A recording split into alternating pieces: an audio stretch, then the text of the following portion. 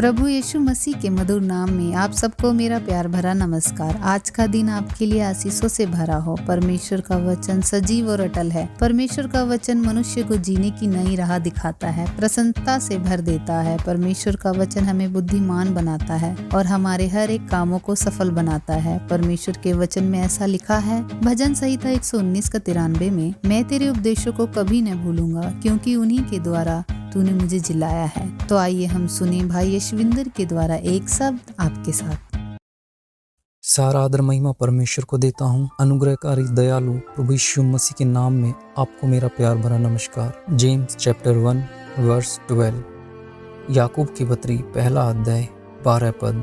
धन्य है वह मनुष्य जो परीक्षा में स्थिर रहता है, क्योंकि वह खरा निकलकर जीवन का वह मुकुट पाएगा जिसकी प्रतिज्ञा प्रभु ने अपने प्रेम करने वालों को दी है।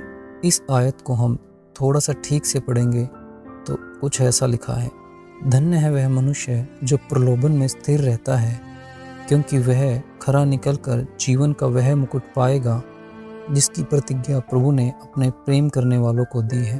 प्रलोभन और परीक्षा, यह दोनों अलग चीज़ें हैं। परीक्षा हमें प्रमोशन देने के लिए है। एक छात्र भी परीक्षा में इसलिए बैठता है कि उसका प्रमोशन होकर अगली कक्षा में जाए, लेकिन प्रलोभन, उसमें हम लुढ़क जाते हैं और हम नष्ट हो जाते हैं। हमारी ज़िंदगी का मकसद ख़त्म हो जाता है। प्रलोभन परमेश्वर की ओर से नहीं, प्रलोभन अंधकार की ताकतों से हमारे जीवन में आता है। इस दुनिया के सारे लोग प्रलोभन के शिकार हैं। यदि कोई कहता है मैं कभी प्रलोभन में नहीं पड़ता, तो ये बात मानना थोड़ा मुश्किल है। मनुष्य के रूप में जो भी इस धरती पर रहता है, किसी न किसी प्रलोभन में जरूर पड़ता है।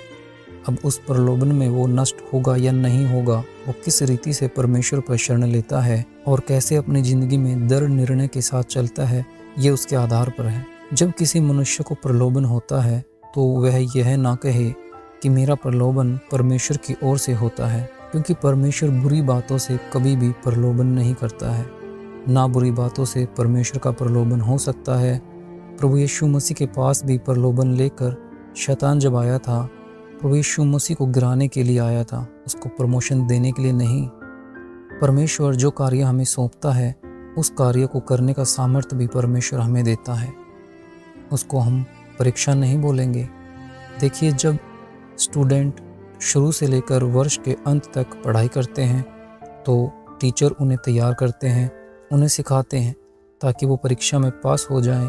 विश्वास योग्यता के साथ हम भी परमेश्वर के सौंपे हुए कार्यों को करते हुए जाएंगे तो परीक्षा हमारे लिए टेंशन देने वाली बात नहीं, परीक्षा हमारे लिए आशा देने वाली बात बनेगी।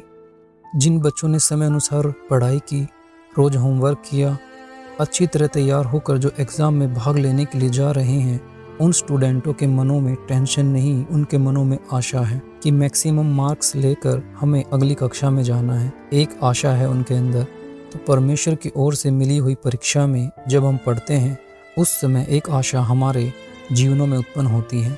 लेकिन प्रलोभन में हम बहुत विचलित हो जाते हैं। शैतान ने प्रभु यीशु मसीह के पास आकर उसको प्रलोभन में डालना चाहा। 3 बातों से शैतान ने यीशु मसीह को आजमा कर देखना चाहा। पहली बात यह है कि उसके शरीर की ज़रूरत को पूरा करना चाहा। इसलिए उसने कहा कि इस पत्थर को कह दे कि रोटी बन जाए, तो ये रोटी बन जाएगी। शारीरिक अभिलाषा, शारीरिक ज़रूरतें, मन की अभिलाषा, मन की ज़रूरतें पूरी करने के लिए एक लालच को प्रलोभन के रूप में शैतान देता है। यही प्रभु यीशु मसीह के साथ उसने किया था और यही वो आज हमारे साथ भी करता है। दूसरा उसने प्रलोभन ये दिया था कि प्रभु यीशु मसीह से कहा कि इस मंदिर के कंगोरे पर खड़ा होकर नीचे को कूद जा। लेकिन प्रभु यीशु मसीह मंदिर के कंगोरे पर खड़ा होकर नीचे को कूद पड़ने के लिए नहीं आया था।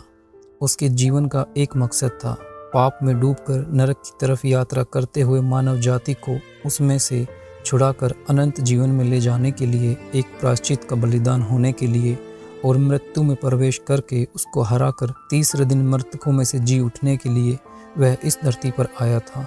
उसके जीवन का मकसद ये था। इन बातों से यीशु का हृदय भरा हुआ था। पिता ने जिस कार्य के लिए मुझे भेजा है, उस कार्य को मुझे करना है। लेकिन ये जो यीशु के हृदय में भरा हुआ है, इसको हटाकर लोगों से तारीफ लेने के लिए, लोगों के सामने एक जादूगर की तरह कार्य करने के लिए शैतान एक प्रलोभन यीशु को दे रहा है। कुछ ऐसे ऐसे कार्य करने के लिए कि लोग उसकी तरफ देखकर आकर्षित हो जाएं। लोगों को आकर्षित करने के लिए, कुछ दिखने के लिए नहीं, प्रभु यीशु मसीह आया था। प्रभु यीशु मसीह ने कहा, अगर मैं ऊंचे पर उठाया गया तो सबको अपनी तरफ खींचूंगा।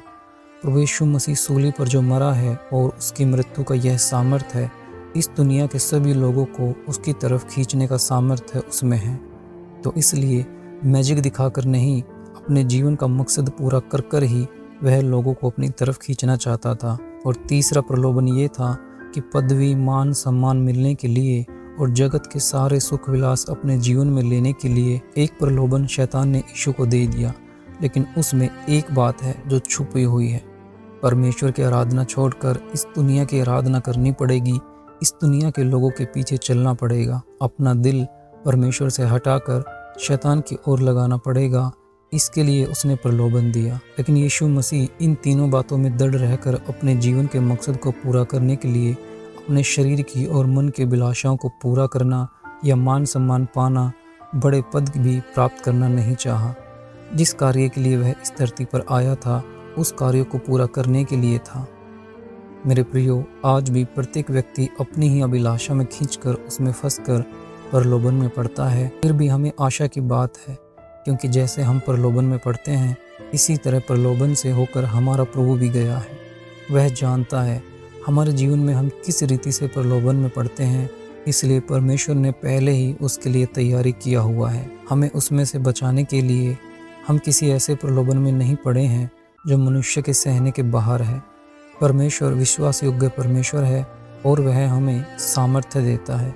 जब हम उसके सामर्थ्य पर विश्वास करते हैं, उसके सामर्थ्य पर शरण लेते हैं, तो वह हमें प्रलोभन में पड़ने नहीं देगा, वरन प्रलोभन के साथ वह निकास भी खोलेगा कि हम उसमें से बाहर निकल जाएं। कुछ लोग परमेश्वर को ही दोष देते हैं। परमेश्वर, मैं प्रलोभन में पड़ गया था, मैंने बहुत प्रार्थना किया आपसे कि मैं इसमें गिर ना जाऊं। जब हमने ऐसी प्रार्थना किया, उसके साथ साथ एक काम भी हम कर रहे थे। वह काम यह था कि हमने अपने मन को और अपने शरीर को उस प्रलोभन के अधीन में कर दिया और उसकी इच्छा के अनुसार हम चल रहे थे और प्रार्थना कर रहे थे। वह चलना बंद कर कर, सोचना बंद कर कर प्रभु में शरण लेंगे, उससे प्रार्थना करेंगे, तो परमेश्वर जरूर उस परीक्षा में हमें पड़ने नहीं देगा, निकास खोलकर उसमें से बाहर निकालेगा, क्योंकि वो अपने भक्तों को प्रलोभन में से निकाल लेना जानता है। प्रभु यीशु मसीह ने अपने चेलों से कहा कि प्रार्थना करो कि तुम परीक्षा में ना पड़ो। जब उसने अपने चेलों को प्रार्थना करना सिखाया, उसने कहा, तुम ऐसे प्रार्थना करना, प्रभु हमें परीक्षा में ना लाना, परंतु बुराई से बचा, उस दुष्ट से बचा। ऐसी प्रार्थना करने के लिए प्रभु ने कहा। तो मेरे प्रियो, हम इस बात को अच्छी तरह समझ लें, हम भी प्रलोभन में पड़ सकते हैं। ऐसा कोई मनुष्य नहीं है इस धरती में जो प्रलोभन में नहीं पड़ता। इस दुनिया में धनवान होने का, बड़े बड़े पद पाने का, मान सम्मान पाने का, चाहे कलीसिया के अंदर हो या बाहर हो, एक प्रलोभन हमारे जीवनों में आ सकता है। लेकिन प्रभु ने कहा, निरंतर प्रार्थना करते रहना। जब हम प्रार्थना करते हैं, हम उस बात को प्रभु के हाथ में समर्पित कर देते हैं। परमेश्वर फिर अपने सामर्थ्य के अनुसार उस कार्य को करते हैं।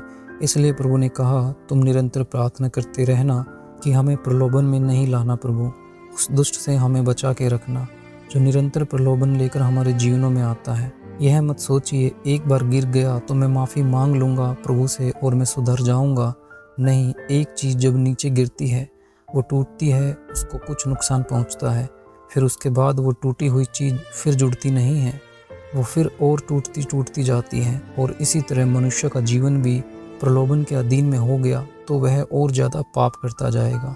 उसमें से निकलना उसके लिए मुश्किल हो जाता है। ऐसी बहुत ज़िंदगी बर्बाद होते हुए मैंने देखा है।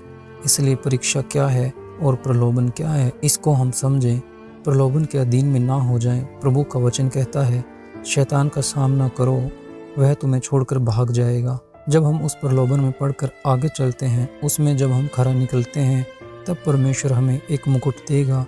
वह विजय का मुकुट होगा। उस विजय के मुकुट को पहनकर प्रभु के साथ अनंत जीवन में हमेशा हमेशा के लिए हम रहेंगे। उसके लिए परमेश्वर हमें मदद करे। प्रभु यीशु मसीह आपको आशीष दे। आइए हम प्रार्थना करते हैं। हे स्वर्गीय पिता परमेश्वर, हम आपको धन्यवाद करते हैं दिल की गहराइयों से इस सुंदर वचन के लिए पिता, जो आपने हमें दिया पिता परमेश्वर। प्रभु जी, हम विश्वास करते हैं पिता, आप विश्वास योग्य हैं प्रभु जी।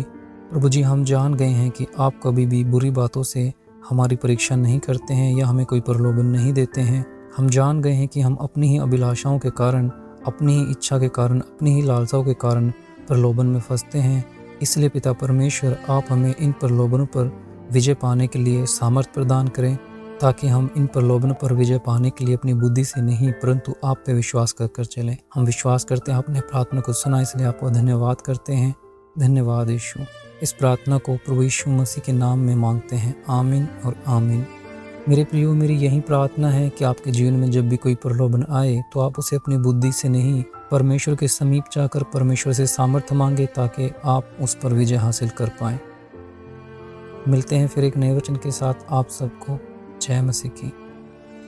एक बार फिर से वही बात जो अक्सर कहता आया हूँ, अपना मसीह जीवन जियो ऐसा कि दुनिया जीना चाहे आपके जैसा। ऐसे ही और भी नए संदेश सुनने के लिए नोटिफिकेशन आई बेल को दबाएं, वीडियो को लाइक करें और चैनल को सब्सक्राइब करें और इस संदेश को अपने दोस्तों के साथ शेयर करें।